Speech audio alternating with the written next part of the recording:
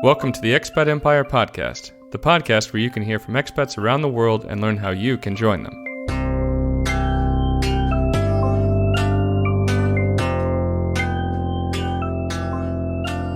Hi everyone, thanks for joining us today for the 21st episode of the Expat Empire Podcast. I hope you all had a safe and memorable holiday even during these difficult times. I'm very glad to be able to kick off the Expat Empire Podcast in 2021 with a great interview I think you're all going to really enjoy. Before we start the interview, I want to let you know that while things still look bleak in many places around the world, this is an excellent time for you to be thinking about where you want to be living after we come out of this challenging situation.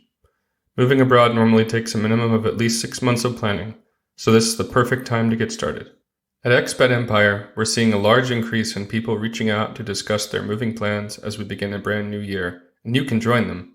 Whether you're looking to make your first move abroad, move to a new country, or transition to life as a digital nomad, we're ready to help you think through the next steps in your journey abroad. We are currently offering a limited number of free 30-minute consulting calls to help people just like you to jumpstart their moves abroad. So please contact us to book a time before it's too late and our busy agenda fills up.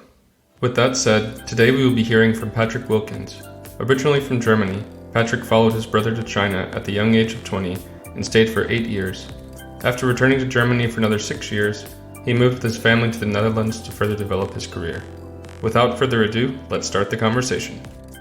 Hey Patrick, thanks so much for joining us today on the Expat Empire Podcast. Yeah, David, thanks a lot for having me. Much appreciated. So I'd love if you could first tell me a little bit about your background, where you're from, where around the world that you've lived so far, and where you are right now.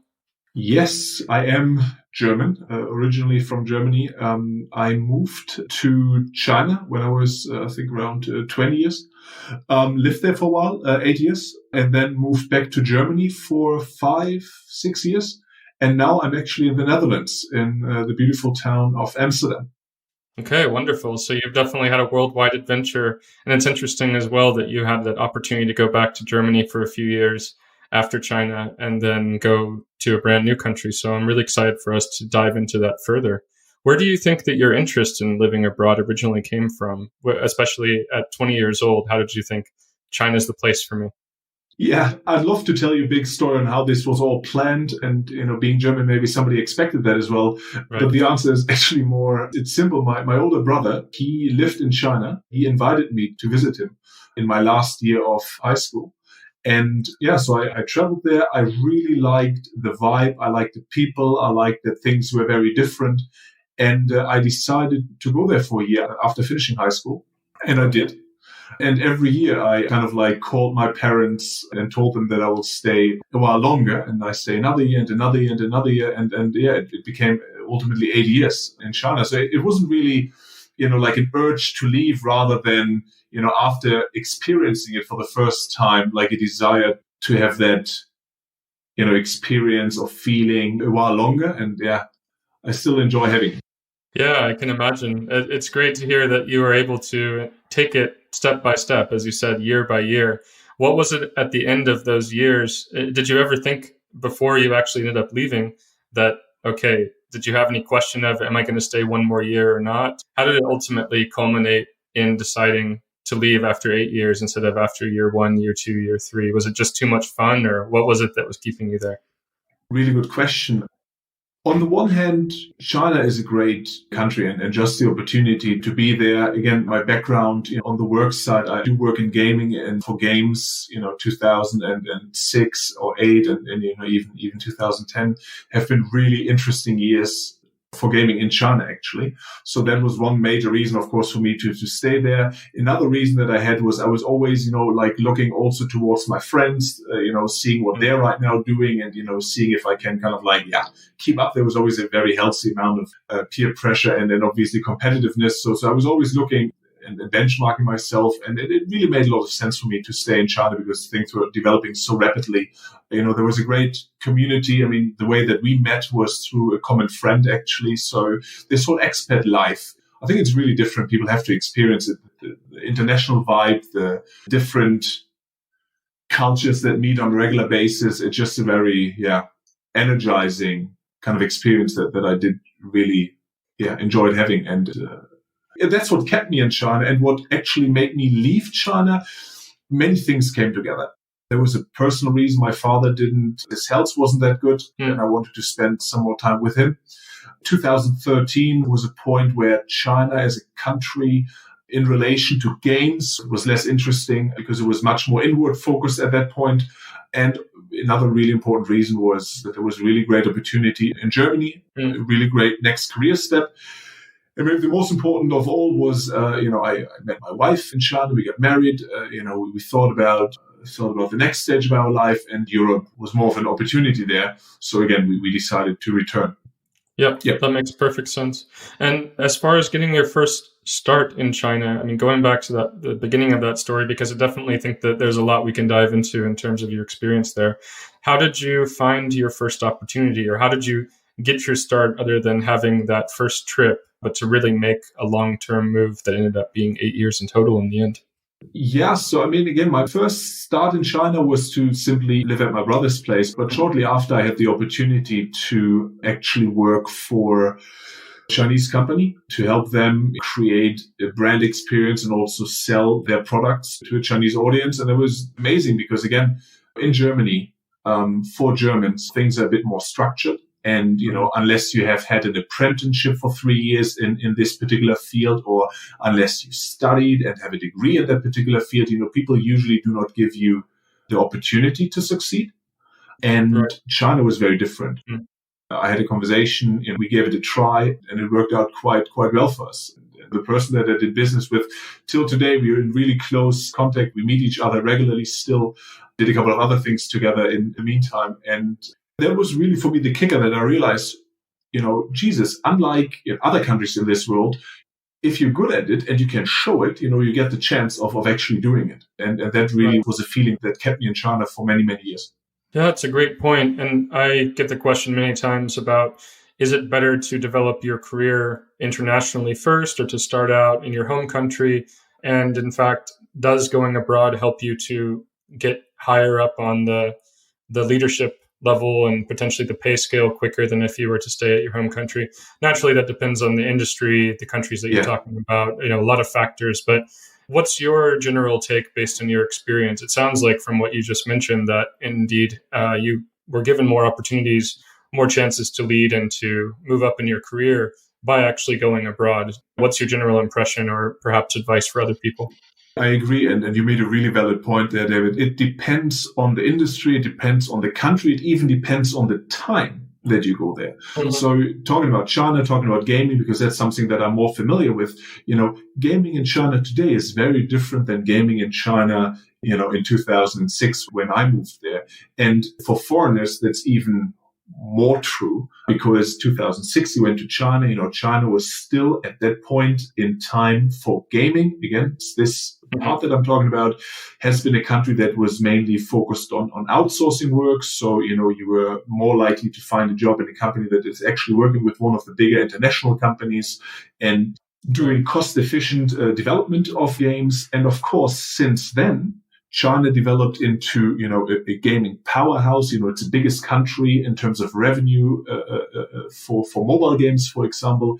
The audience shifted towards more national audience, meaning the Chinese audience becomes much more powerful. So again, the 2006 Patrick wouldn't have made the same career in 2020 as I could have done in 2006. I think that's really important. And to the second point of the question, could I drive or climb the ladder up faster? I do think that's true. The experience in a foreign country really helped me and still helps me today, actually, to just, be more open, have more experiences. And I think all of those parts help you as a manager to become more successful. Right.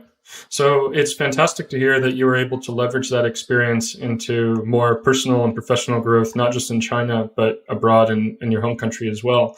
But as you said, it was different in 2006 versus looking at 2020 right now. So perhaps you were just on the fortunate end of the luck scale, or the luck factor was there, but you were in the right place at the right time, in essence, according to what I'm hearing so far. So how do other people make that happen? Or do you see any other particular economies in the horizon that are on the way up that might provide a similar opportunity to people looking out in the next, 2-3 years to make a move abroad?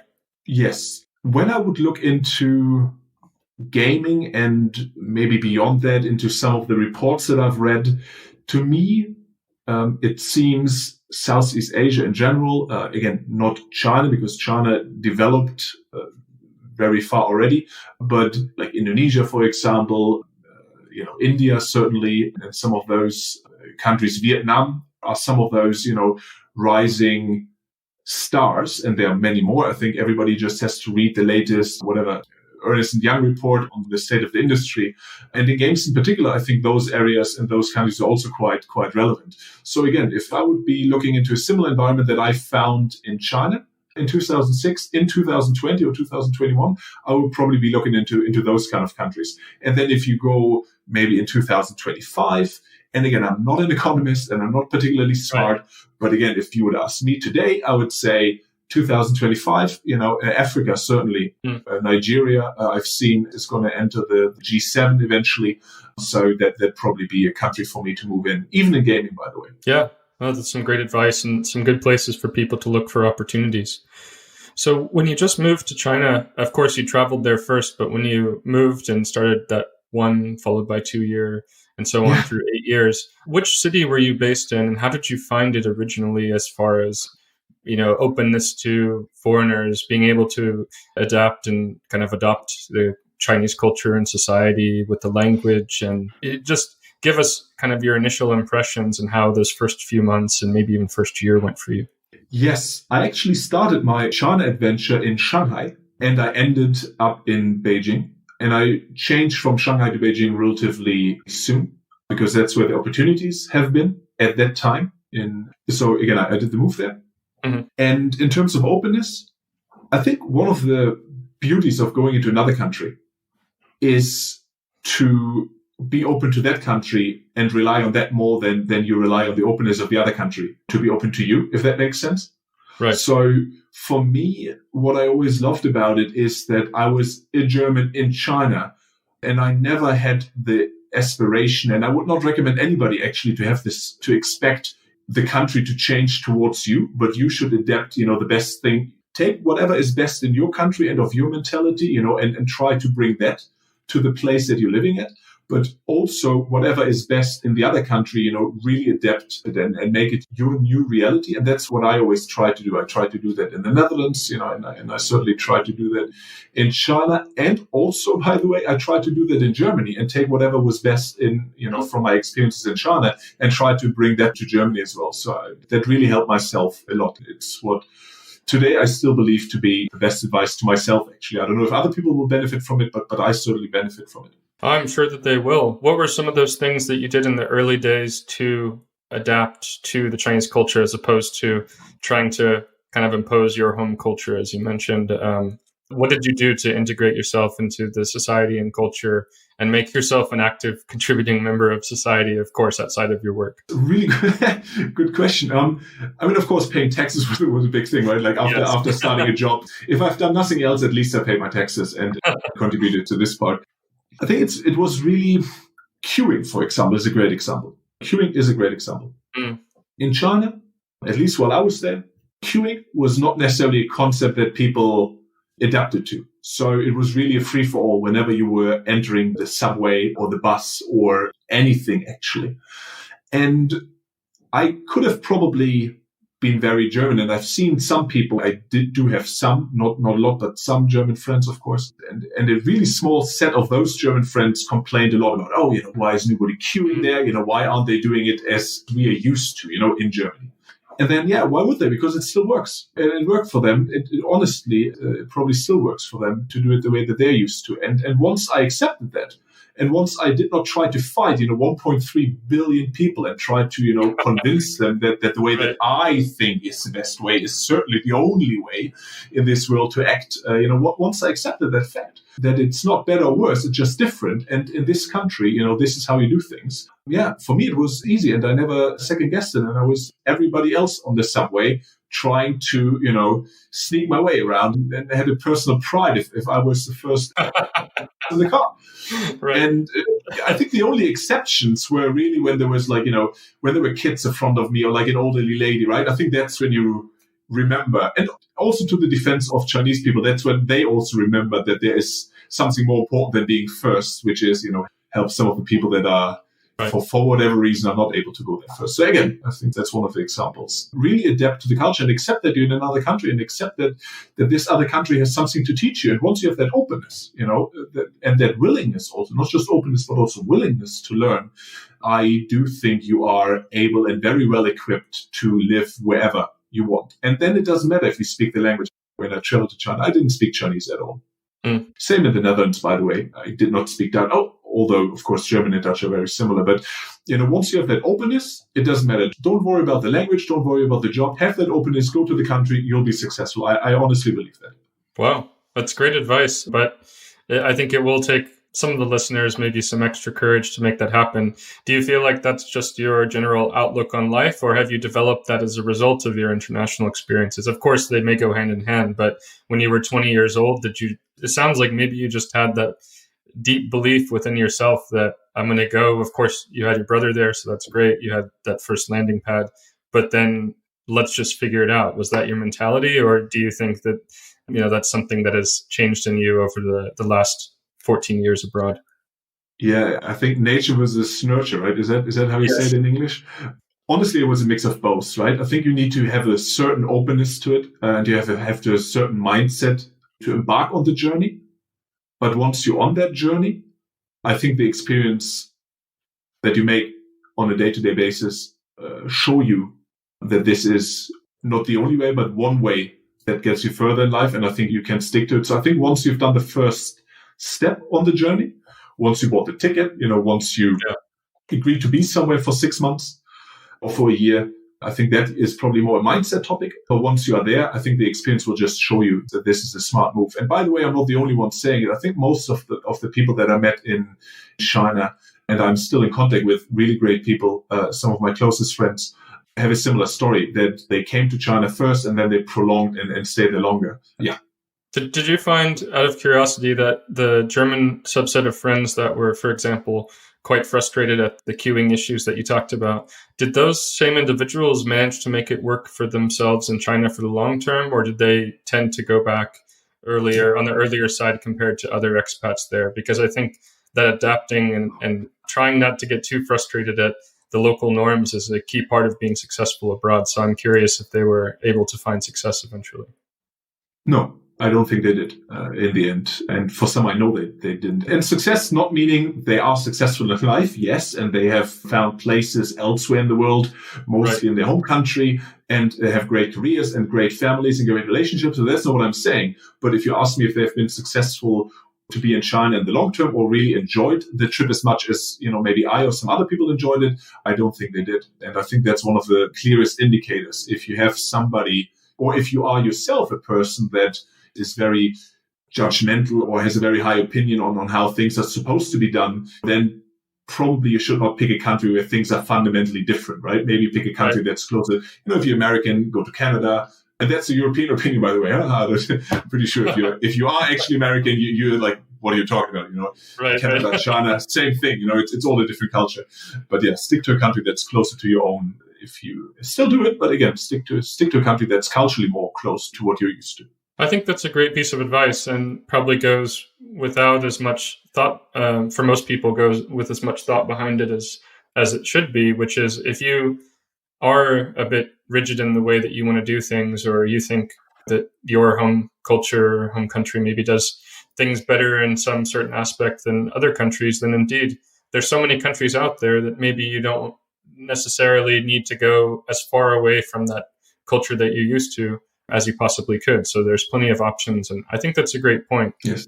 I should probably spend more time thinking about that on my own as well. I think I've done a decent job, but I hadn't been able to put it together so succinctly before. So I appreciate the insight. And for you, again, right now you're in Portugal, right? So that's, I think, is also a great country to be in. And I think also culturally different to what you're used to, right? So I think you picked a good spot for yourself. Yeah, I think I ended up in the right spot. And it's for the reasons that you mentioned, but definitely, I guess, it wasn't said so directly. And I think that's great for people to think about. I'd love to hear a little bit more about how you developed your career in the gaming industry. It sounds like it was a great place to be when you were first in China, but how did you get your start? I'm sure there's some listeners that are curious how they can break into that industry and get those opportunities, and just to hear about how your career's developed since those early days. Yes. Again, not just China, but also gaming, of course, advanced a lot. But I will try to make some examples that are still relevant today. And I'm not just talking about like, guess I've been lucky. That's your takeaway. Better be Patrick.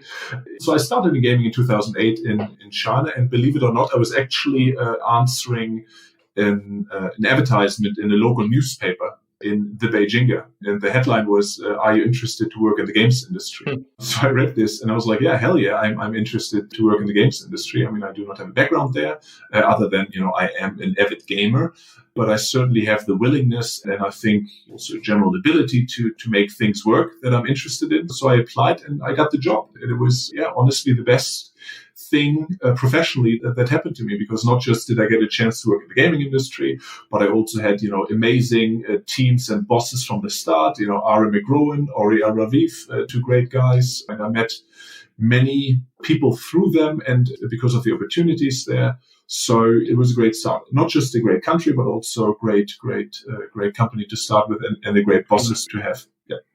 And as you developed in your time there, I know you also started the Game Industry Networking Group. Could you tell us a little bit about that? And also, really, in general, more broadly, how you developed your network in China outside of, your colleagues, your coworkers, and sure, maybe how other people can try to tackle that when they move abroad. Oh, yeah. I mean, here's Patrick's, 2-3 step. Let's see where I end up at advice for people who go abroad.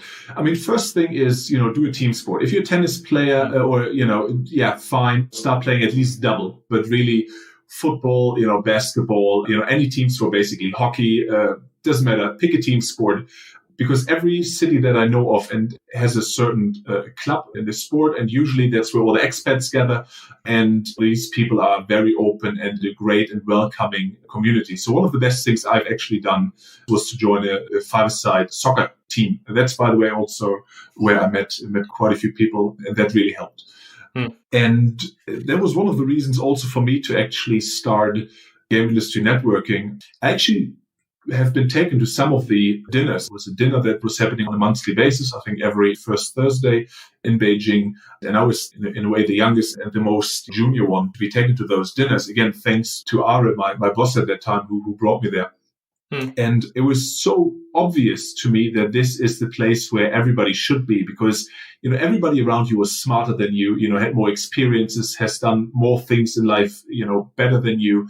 And just, I'm a talkative person, but just being at those meetings and just be quiet and listen was such a, experience and helped me so much in becoming a better person myself that it was an absolute no-brainer for me to grow that, to say, well, we need more people. We need smarter people. I just need more people to listen and learn from. And that was really the reason for me to start Game Industry Networking and make it, professionally. I never made money with it. I don't plan to make money with Game Industry Networking other than learning and getting an energy kick every time an event like this is hosted. Again, we started in 2010 it was, and by now we're still doing it. And to be honest, yes, of course it grew, right? We have a lot of C-level decision makers attending those events. We do that during every major gaming conference, for example, whether or not this is in Los Angeles, San Francisco, Hamburg, Berlin, Amsterdam, doesn't matter. We usually try to do like a dinner. By now, this dinner is fairly well known. So we already have a lot of people that are generally interested in it and asking. And of course, it makes it easier, right? Yes. As opposed to the early days when you still had to, be your best ambassador yourself, right? Go out there, actively ask people. It actually changed, I think, around 2000 and 2012 or so. I think it changed that actually significantly more people are asking me to be invited than I actually have to ask and invite. That's another thing that makes things easier.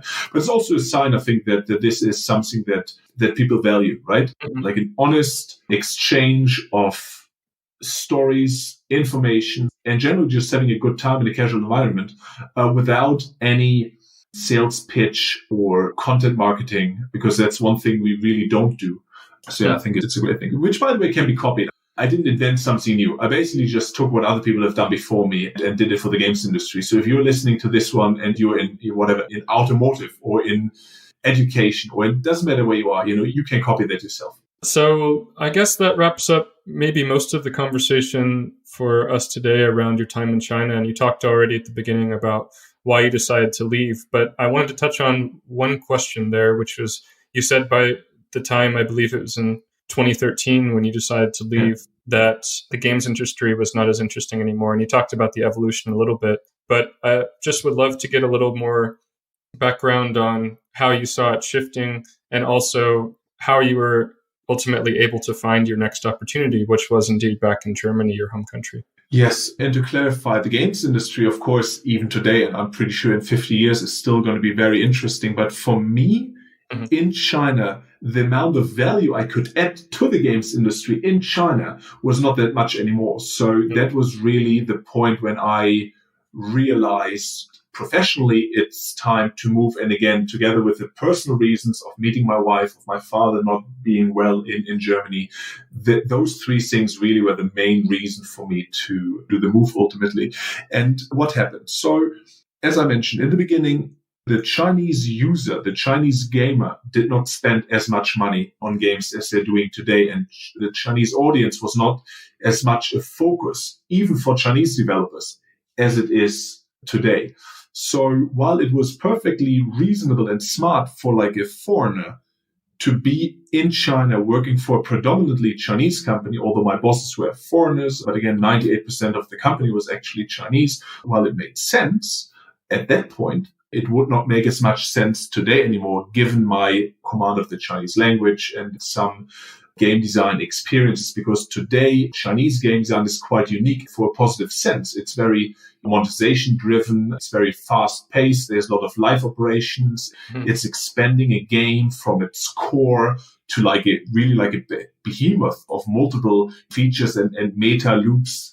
That's really something that people in Asia and then people in China do particularly well and probably do better than Europeans. So why would a Chinese company today get a guy from Europe to go to China to develop a game in China for Chinese people? It's just not that easy anymore. Right. And that became a bit more apparent in, again, 2000. The Olympics, by the way, has been a major change, in my opinion, towards how Chinese and foreigners interact and also how foreigners see China. So again, the Olympics for 2008 was one really big change. And then again, for the games industry, the financial crisis, of course, 2007, 8, 9. And then the games industry shifting in roughly around, I would say 2000 and don't nail me down on this one, but again, 2011, 2012, I think there were enough signs like you were seeing friends leaving, there were not that many new foreigners coming in.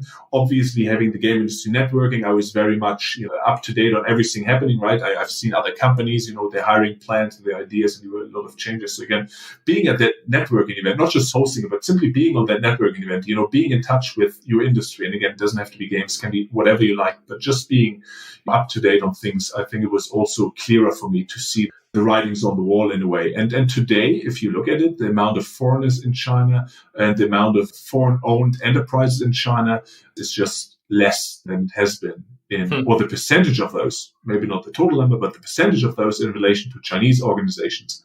And certainly in relation to Chinese organizations generating revenue is far less than it has been in 2008, for example. So again, all of those reasons why my value add for the Chinese gaming industry was diminishing year over year. And then taking that experience of 8 years in China, bringing it to Europe, that was a very obvious benefit to myself, but also to the companies that I worked with. So it was relatively easy for me to actually make the move from, again, China to Europe. And then it turned out to be Germany. There were some other offers on the table, but of course also my father's health made it an obvious choice to actually go to Germany. Yeah, thank you for that overview. It's really insightful and helpful. And I'm curious as well, when you looked at the idea of 8 years in China, how can I leverage this experience in Europe? It's great to hear that there were many companies that were receptive to that. But I think if, 8 years is 8 years, it's not 2-3 years, and it's also not 20 years. It's a long time. So do you ever get a sense that there was some, not hesitancy, but more like you would be fitting more into like a China-focused role, even in another country, even in Germany? Or was that never an issue? Was it always welcoming this, your 8 years in China experience with open arms from an employer's point of view? Really good point. I was having a call a week ago, I think, with a friend from China. And what he said is something that other people that I met and also myself feel every now and then is after all of those years in China, doing another job, people forget that you have that China experience as well. So, and I would assume it's not related to China, it's related to the foreign experience. So at one point, you have that experience for yourself, and you have it also in the resume somewhere, but you have it mostly for yourself. Mm-hmm. I don't think that the job in Germany, nor the job today, nor the job in 5 years from now, my experience in China will be the deciding factor.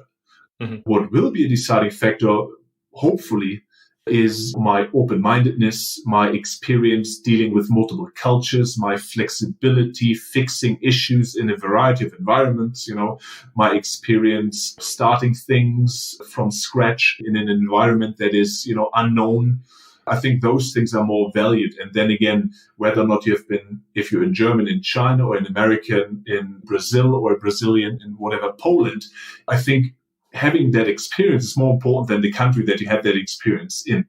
Right. So as a result of that, I do not think that you should focus on keeping the experience of that country.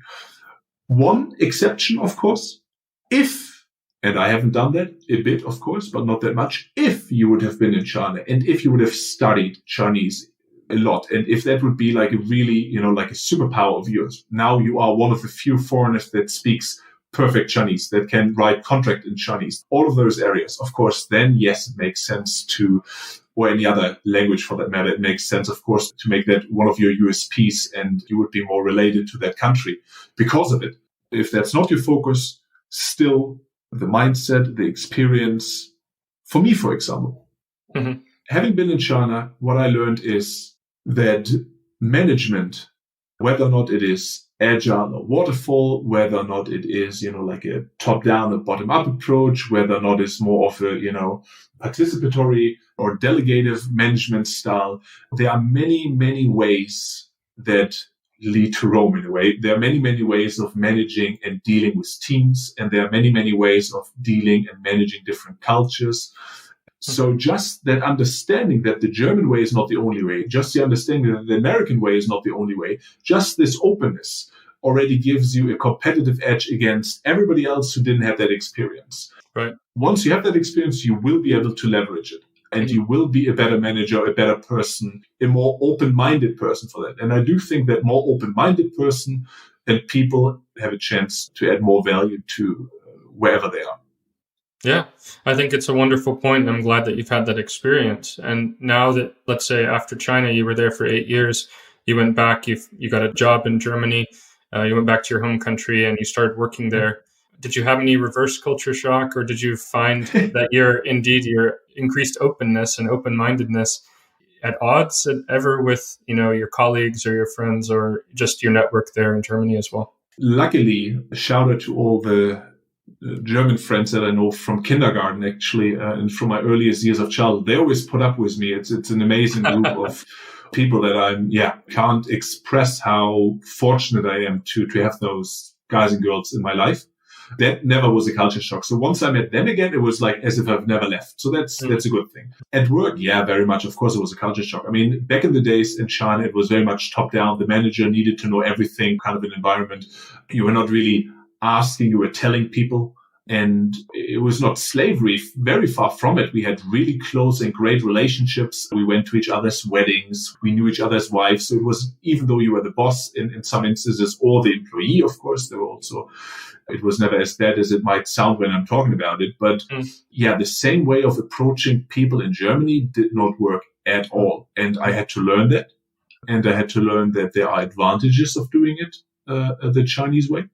And I had to learn that there are advantages of doing it the German way. By the way, my professional career, my very first jobs, I had some student jobs, of course, in Germany, but my first professional jobs for the first 8 years were all in Asia. So I'm actually Asian educated, if you want to say it this way. And I had to re-educate myself once I arrived in Germany. And that's another learning that I had. Just by speaking the language doesn't make you part of the culture, right? You have to not just, same way, by the way, just speaking Chinese doesn't make you more adept to China, I don't think. It helps, but it doesn't make you more adept. Same way, just speaking German doesn't make you more adept. You have to kind of like also get a feeling for the culture. And of course, it was a reverse culture shock, especially, of course, with my parents and the older generation, right? The more traditional people. Right. Sometimes they're just looking at me and shaking their heads. It's just, this level of like, why would you ever do that? And then the answer is, yeah, because I lived 8 years abroad and I've seen other people doing it and the world still continued to turn in that subject. One thing, regardless of culture, people have in common, and that's the amazing thing about being in a foreign country. Mm-hmm. You ask in the beginning, hey, is it your nature? Is it the nurture? We agreed it's a bit, well, I said it's a bit both. I don't know if you agree, but I think it's a bit of both. When you go to another country, and that might be more relevant for the Europeans that are listening than it is for the Americans that listen, because America is rather a melting pot. But again, in Europe, you have an opportunity. As an example, you go to a subway in China. You're a foreigner. Means you do not look Chinese most of the time. And you see another foreigner, and it doesn't matter how he looks. Black, white, yellow, green, pink, dotted, doesn't matter. You and him or her have a connection in a sense that, hey, we are both not from here, yet we both thought it's a smart idea to do that, right? We thought it's a smart idea to ride that subway in a country that you do not come from for whatever reason. And that connects you. Mm-hmm. And this connection makes it so easy. I've never met so many people from so many different countries with so many different backgrounds than I did in China. Mm-hmm. Because I had this confidence that whoever I talk to, at least we have one thing in common. We're not from here. At least we have one thing in common. We're open to other cultures, statistically speaking. So that's another really important thing. When you go abroad, of course, things are different, but there is going to be a local community that you should certainly engage with. But there's also an expat community that you will be maybe surprised, maybe not surprised, has things in common with you. And sometimes it's easier to meet new friends in another country than it is to meet new friends in your own country. Because if I meet another German, we might have nothing in common other than the passport. Mm-hmm. But when you meet another person in a foreign country, you have at least 2-3 things in common. So I think that's another really important thing. This is a great point, and I 100% agree. And maybe some folks listening would think, well, I want to get that local experience. I just want to hang out with the locals. I don't care about the rest of the foreigners. That's why I left my home country, so on and so forth. I've had those thoughts before in the past, too. I know plenty of people who have had them. And I can also say that I noticed it even from my first experience studying abroad, where, I mean, that's a different situation, indeed, from living somewhere for a very long time and being in a working environment. But just purely, like, of course, you try to make those local connections, but you might just be on very different wavelengths and obviously have different goals with how you want to spend your time, especially if you're somewhere for just a semester. But those connections, like you said, it's in a way so easy to make because you already have so much in common. And I tend to find these groups are very welcoming as well. They're, just safe spots for new and old foreigners to go and to hang out, make connections, help each other out, and really show the new folks the ropes. And that helps when you're first there. And then people get in this, habit of giving back because they were accepted the first time. And I've just seen that happen so many times in my career and moving to so many countries. So I think it's great that you brought that up because I think it's easy to forget that. And you might be concerned, how am I going to make any friends there? But in most cities that have at least some form of an expat community, it doesn't have to be that big. There's going to be the expat bars, the meetup groups, or the sporting events, like you mentioned, to be able to make those initial connections. I mean, honestly, and that's unasked for, I know, but when in Portugal, of course, the first, step, either A, football, or B, an organization like the one that you're having, right? The Expat Empire is, for me, is an absolute no-brainer. And I would, my friends, my family, my kids, once they are old enough, I would always tell them exactly the same thing, look for an expat organization and join a football club or whatever sports club you like whenever you're in a foreign country. And it will be so much easier afterwards. Right. Yeah, 100%. So I guess just to try to understand a little bit of the most recent part of your story as we wrap up here, it'd be great to understand where things went for you once you were in Germany and ultimately a couple of years later, 5-6 years later, I think you mentioned, then you moved to the Netherlands. So I'd love just to hear about that process and also how you decided to go back into that foreign environment from your quote unquote, safe home country where it might be very clearly within your comfort zone. Yes, a very good question. Of course, it's a personal answer. Mm-hmm. On the one hand, my father is not with us anymore, so there was one less reason. My mother loves to travel, so wherever I go, she usually comes, so that's perfect. It's a great excuse for both of us. That's one reason, but also gaming is a beautiful industry. I do like it. Entertainment, working with customers directly, right? Adding value to somebody's life. And if it is just having more fun or, having more meaningful time using the products that we are developing. So again, it doesn't have to be games, but games is one of the channels that enables me to do that. Mm-hmm. The higher you go, the less opportunities you have in any given city, right? And of course, at one point also in any given country. So yes, if you are in a more traditional industry that has more people employed, although gaming is really catching up a lot now. I read an article in the UK, for example. It's one of the top employers now. I think it was 140,000 people being employed. I think US, it's going to be significantly more than that. Wow. So again, but still gaming is not, it's not the traditional. I think if you're an accountant in Germany, you would, there's probably always going to be a job for you, right? If you're working in a bank, if you're working in a car dealership, it doesn't really matter. There'll probably be plenty of jobs, even in your own city, that you don't have to leave. Although, again, when you change cities, or in another sentence, once you agree to stay in Hamburg, once you agree to stay in Chicago, once you agree to stay in Beijing, you've made that decision. Priority 1 is the city. Priority 2 is whatever, job. Fine. Doesn't matter that you're not successful. On the contrary, you're probably going to be very successful. Mm-hmm. If you say the job is my number one priority in a way, right? Mm-hmm. And I am open enough to really not make it matter that much where I am, because I always love the country that I'm in or the people that I'm with, then you have more opportunities. Right. And for me, that's the case. So for me, at one point, looking for the same job in Germany, there might be 5 or 6 jobs that would bring me to the next level. And those jobs at the moment are occupied by really smart and capable people. So unless they decide to go elsewhere, it's going to be difficult for me to find a place there. And luckily, I don't have to wait for them to leave, because the world is an awesome and big place. And in many countries, Netherlands, for example, is a very welcoming, place. For me, it was a no-brainer in a way to say, well, then I leave Hamburg and join Amsterdam. And eventually I might leave Amsterdam and go elsewhere, because I have yet to encounter a country and a culture and people that are not awesome, that are not welcoming, that do not add value to my life, that do not add value to my family's life. So I've never had that experience that I went to a country and didn't have a great time. That gives me the confidence to move. Regularly. It makes sense. And I have the same mentality, especially as it relates to job versus location. And I think many people look at my background with such a deep interest in Japan and think, why did you only stay 2 years in Japan? It's a great question. Yeah.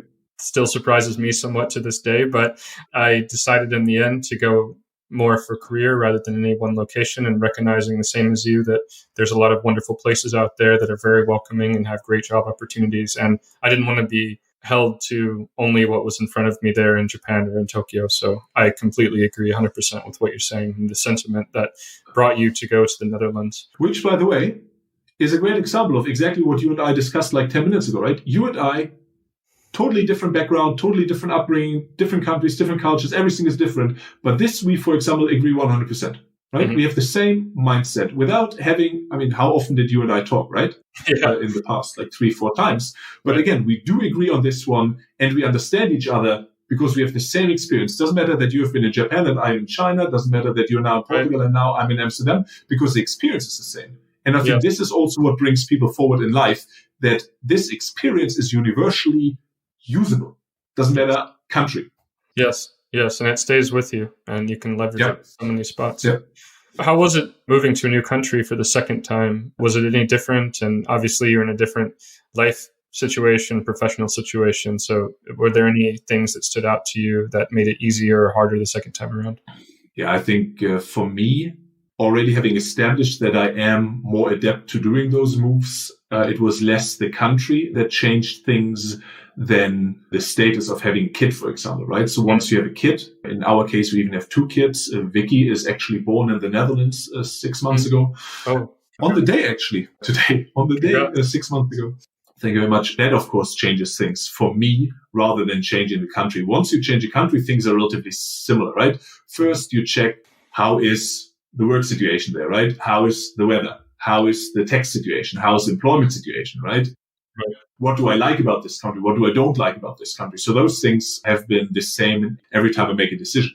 But what changed, of course, is, you have a wife, then you have one kid, then you have two kids. So it becomes important.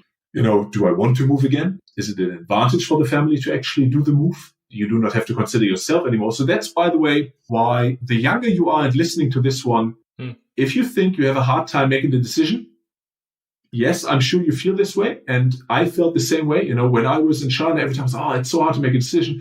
And then when we decided, with the wife together to go to Germany, it's so hard to make a decision. Have one kid, have two kids, right? then it becomes even harder to make a decision. But that's a personal opinion, because things are more at stake. So the younger you are, take risks, honestly. You can always recover. If you go to a country and it's not a nice country, you leave after a year. It's fine. You will be able to compensate that. Even if you stay there 2 years and you don't have the best experience, go to another country, have an even better experience, Yeah. Things become a bit more difficult the older you get. And I think that's the main difference for me. The family situation changes, so your decision parameter change, and you become a bit more cautious on the environment that you're moving into. Because that's one thing for the older people that listen to, for the married people. It's nice that you find a new job, so you're covered. You have a sense, you have meaning. And that's one thing that we did very well, actually, as a family, I have to say. My wife is from China, for the people that haven't figured it out by now. And when I moved to Germany, we picked a location that was good, but it wasn't perfect. And it wasn't perfect because there were not enough expats around for my wife to meet, to have a thing in common.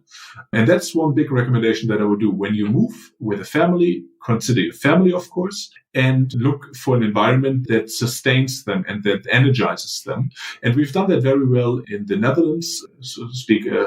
Chapeau to the Netherlands. It's a very welcoming country. Everybody speaks English here. There is a Chinese community that certainly helps. Our son, for example, goes on Sundays to the Chinese school to stay in contact with their culture, or with this part of the culture as well, of course, because I think it's so important. Vicky, for example, is, I think, what you would call is it called a third culture kid?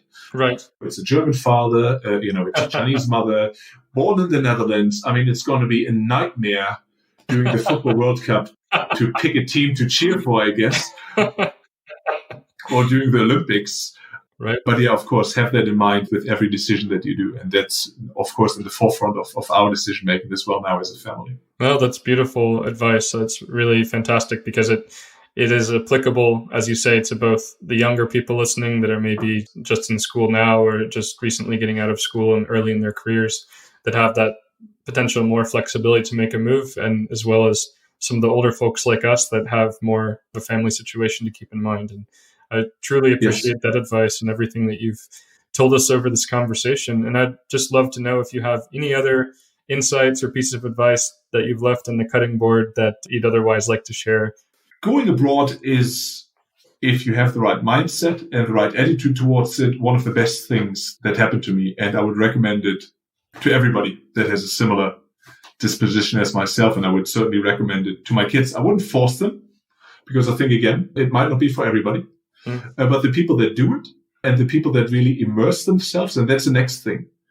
For example, in China, they have this, Shunyi was, back in the days, was like this expat village. It was more like a ghetto, if you want to call it this. You probably could live 4 years in Shunyi without ever having to experience China. And I'm pretty sure that there's a Shunyi in every city. I'm not saying that that's not an experience that people can have. I'm just saying it's not an experience that I would want to have. So when you are in a foreign country, of course, interact with the expat community, interact with the local community. I don't think there's much point for anybody to go in a foreign country and all you do 24/7 is to stick with the people that you already could have met in your own country and create those culturally not adapting enclaves. I don't have a problem with it. I just don't think there's a value in it. Right. Or as much a value as there would be if you would be immersing yourself into whatever culture that you're encountering. And I think the world will be a better place if more people will be open to other cultures and more understanding towards other cultures. I think that's a really important thing. One more practical thing to the people that actually leave a university and go abroad. If you happen to have an opportunity to go abroad and to be in a situation where your boss is also an expat, maybe even from the same country as you, but again, it doesn't have to be at all. There's a certain connection that, once again, this connection that I talked about, there's a certain connection. I do not know if I like to think this way, especially to the bosses that I had, but I don't know if I would have been one out of 50 other people that they would have managed, and we all would have been the same, German, born in Hamburg, red hair. I don't know if we would have ever had the opportunity to go for drinks or dinner together, but we did, because I was one out of 100 that has had a similar background like they had. So leverage that opportunity to meet people. I've been in the football club, for example, and the people that I met, CFOs of German, car companies, I would have never met them in a local football club in Germany, Right. But there I did.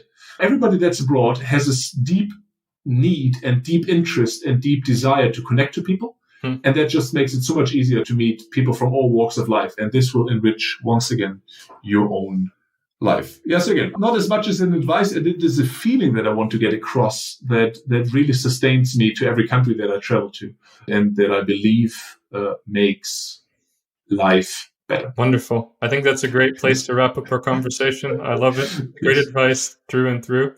Where can our listeners find out more about you and what you've been up to these days? Well, I'm a TikTok celebrity by now. I think I have 100 followers. But jokes. Yes, I'll get there eventually. No, but jokes aside, I share a bit of experience about games on, of course, LinkedIn. Patrick Wilkins on LinkedIn should be easy to find. I'm a bit harder to find on TikTok because my follower base is not big. It's Games Industry Insights on TikTok. And reach out. I'm more than happy to have a conversation. If you have a question, more than happy to try to answer it. But that's where people would find me. And of course, GameIndustryNetworking.com is a website that I'm entertaining. So if you're in games or if you're interested in games, reach out, check it out.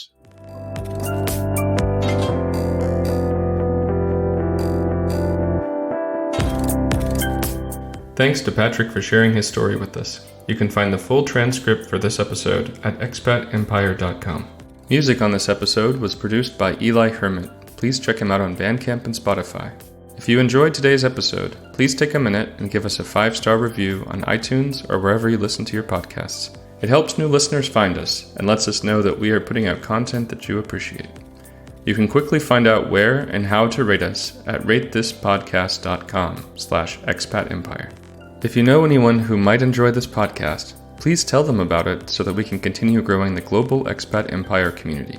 Keep up to date on new Expat Empire podcast episodes by pressing the subscribe button in the podcasting app of your choice. You can also visit expatempire.com and sign up for the newsletter to get our free ebook, Top 10 Tips for Moving Abroad, right now. We are also on Facebook and Instagram at Expat Empire, so be sure to follow us there. We're currently offering a free 30-minute consulting call to discuss your moving plans and how Expat Empire can help you to achieve them. Please visit our website to schedule your call today. Thanks for listening, and stay tuned for the next episode in the coming weeks.